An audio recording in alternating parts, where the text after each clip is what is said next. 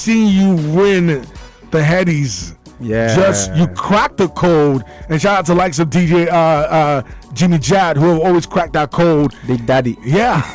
I mean, when did you decide to make this a wholesome thing for you? Because you've been doing it for a long time. Yeah. But I feel you did it differently this time. All right, so this old journey of putting out music started like 11 years ago. If you remember the 1 2 3 remix with the late Dad Green, that's exactly evergreen record. And I told myself, you know what, music has always been part of you before DJing came in. But then my folks were like, no way, this is not happening in the house. As DJs, we have good ear for music. True. When you hear a song, I mean, even OAPs like yourself, when you hear a song, okay, there's that little adjuster on this record that would make it become a tune. So for me, I have this in me, and then coupled with the fact that I've been working with a lot of artists on stage, off stage. I mean, I feel the energy, everything I put in together is just to make that one record that will stand out. Oh, yeah. How have you managed to stay out of controversy? Because it's not you're just one of the guys who are quite untouchable. I want to put it that way. But you managed to stay in this business without controversy. How have you managed to do that? I just mind my business and not delve into things that I don't have concern with. And then even when you're trying to step on my toes, I just look at you like, I mean, you're not putting money in my pocket, so I don't think we should have any form of conversation. But then again, I feel my lifestyle, I'm a very private person. I feel like my lifestyle just plays a huge role in all of this. But man, trouble can come and look for you. We don't pay for trouble. You might not be looking for trouble, but trouble will come look for you. But it's all good. Truthfully, you as an entertainer, I mean, we could talk about the goods. What is the one thing that annoys you the most about my music, about our music industry? One thing. The fact that we still don't have that buying culture, because people need to understand that this is a product we put together, and trust me, a lot goes into it, from making the record to shooting the videos to promoting. And then some people are just somewhere waiting to download for free, or some people are just waiting somewhere ready to pirate your work. And then what that does is it doesn't encourage you to want to do more. It's sad, but I'm hoping with time we could just have all of this faced off. Why you know what? People always feel this way. That you think about you made songs with all kinds of people from different generations. Yep. Why did you decide to make a song with Wande Coal this time? All right, so with me on Wande, the situation has always been we need to make a record.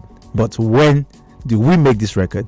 I remember 2 years ago we were in the studio together. We knocked off 3 songs, but we didn't just decide on when to release it. And for me, I believe in time.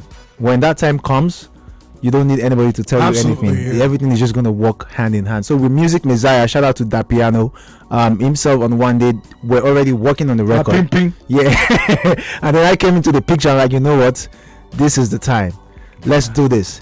You are bad in what you do. You've been doing this for a very long time. You're a Messiah. I've been here for like 2 decades. True. I'm a Messiah in my field as well. Yeah. 1 Messiah, 2 Messiah. Boom. Let's do it. And I think the thing is, your drive is, there is a trick. When you have a vision about something, you go for it. Not everybody have that same kind of energy. You're very deliberate about what you want to do. Yep. And I think that's it. That's a gift. Because the time that you put 1 2 3 with that green, nobody ever thought that was going to work. You put an A to C, MI. So what would you say has been your biggest challenge? Because almost like you get everything right. But what has been your biggest challenge in making the music, making a hit song? I don't get everything right, though. Don't get me wrong. I mean, like, we're making music. There's really no rules. So for me, patience.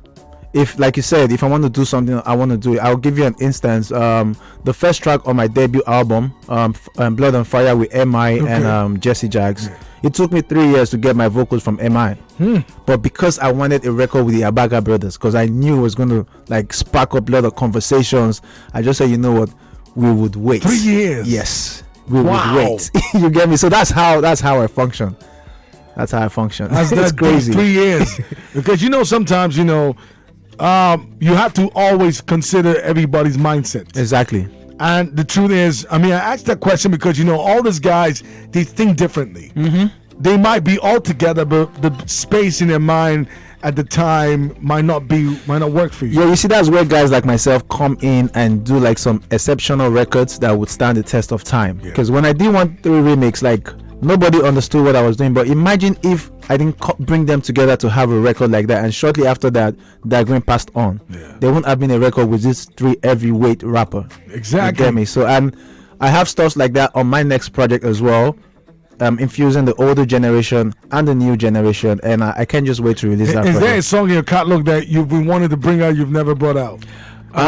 Why exactly? Is that a song? Yeah, there are a couple of tracks, but like with me, I believe in time a lot. Like I feel like there's time for every track. So there's this song I created with Malay and Joe Boy. But one would have thought like, oh my god, these 2 guys on the record, let's release it now. I'm like, guys, relax, team. This is gonna come out in the project. I know what I'm doing. You just chill. Just chill. You got a gift. I'm not rushing. And the gift that you have is why you made this next record. DJ Neptune, Wande Coal, produced by Dat Piano. Let me just say this. These guys have been 10 years, 15, 20 years. I was still making hits. I feel like I look at him from afar and I'm like, I want to make a record like that. I mean, there's a time I called him up and in school, I had to. I said, wait, Neptune, wait, you have a trick. Something. Not so for me. I liquid soap, they're going to cut out. And you know to finish. Now, the thing is, going on this journey, having been able to balance both. You're a DJ. And sometimes, like, I like the fact that you say you're an entertainer because you're doing everything. You're on the turntable, you rock the parties, and at the same time, you've been able to understand how to make records. And that's the same thing. You're replicating the same thing, like the DJ Khaled,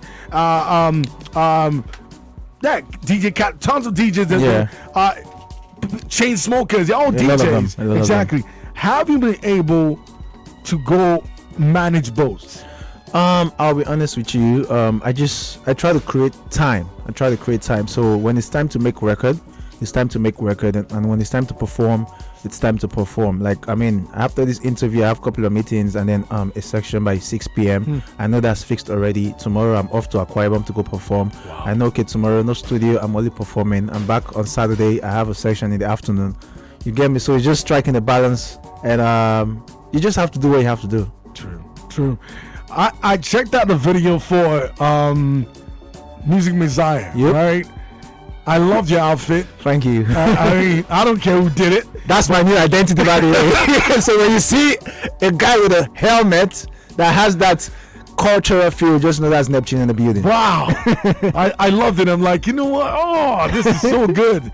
I mean, so we're going to be seeing more of that, right? Definitely. Now, if you're going to change something about yourself right now, I mean, if you're going to tweak something about yourself, your music, I mean, the whole of your entity, what would that be? I think my personality, because I'm too laid back. You get me? I just allow this. I'm sure that don't work for you. I mean, it does, right? But this is entertainment. But what I've done over the years is when I'm performing, then that is Neptune the performer. And when I'm off stage, it goes back to Patrick the normal guy. You get me? But these days, the rate at which the industry is going, not just here, like on a global, like there just has to be like that extra something about you. So I'm going to let that. I'm not necessarily a shy guy, but that little shyness is going to go off. So don't think, oh, this guy is now being so aggressive. It is what it is, because this next project is so packed, and I just need to level up the energy of what I'm dishing out. True. Shout out to you. I mean, you're doing good. The business is different. It's tough, actually. It's crazy. How did you deal with COVID-19? Oh my God. Well, thank God we're alive. It was crazy, but what COVID did for me was to teach me that there's some other things I could do and still make money. As regards to just wanting to go out and perform and all that. So it was also a good experience as well.